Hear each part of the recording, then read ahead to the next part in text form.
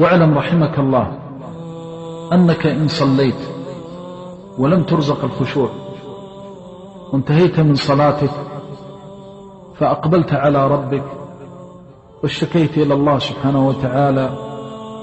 هذا البلاء العظيم وقلت يا رب ما خشعت في صلاتي كما ينبغي، يا رب ما تأدبت معك، يا رب ما وقفت بين يديك كما ينبغي الوقوف، يا رب سامحني، ربي تب علي. أوصيك بهذا الندب: من صلى لله عز وجل وبعد صلاته انكسر قلبه لله جبر الله كسره وأعظم أجره، ووقف بين يدي الله، وإذا وقف بين يدي الله يشكو إليه شكوى المنكسر الذليل الخائف الوجل الحقير بين يدي الله سبحانه وتعالى، يتملق الله سبحانه وتعالى ويتزلف إلى الله ويقول يا رب حقك أعظم،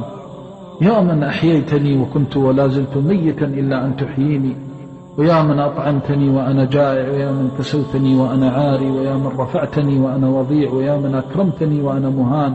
ويا من علمتني وأنا جاهل، وهديتني وأنا ضال، يا من دللتني على هذا المسجد وهذا السجود، يا من تأذنت لي بالركوع، يا من أعطيتني الصحة والعافية، يا رب هذه نعمك وهذا تقصيري.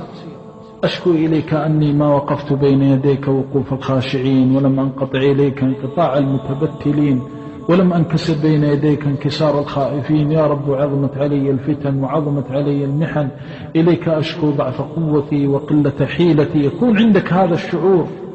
إذا شعرت هذا الشعور انكسر قلبك لله وجبر الله كسرك. وكم من عبد خاشع فتن بخشوعه، وكم من عبد سلب الخشوع فتأذن بين يدي الله، تأذن له ربه بعد أن سلب بالإنابة والخضوع، جبر الله كسره وأعظم أجره وعوضه ما فقد. أخي في الله، تعامل أرحم الراحمين، تعامل أكرم الأكرمين، تعامل أرحم الراحمين، من يده سحاء الليل والنهار لا تغيضها نفقه،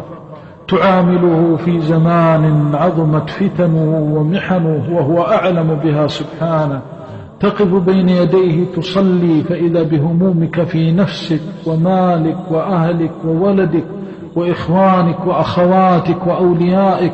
وهموم إخوانك المسلمين تقض مضجعك وتشغل قلبك وتشتت فكرك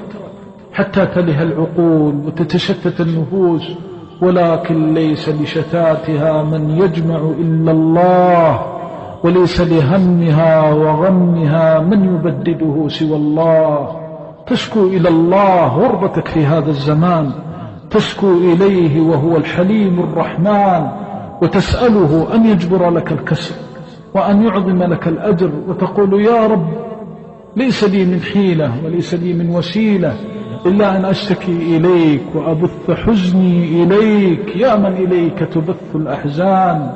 يا من إليك تبث الأشجان، يا حليم يا رحمن. تقف بين يدي الله عز وجل وقوف المنكسرين الصادقين، وثق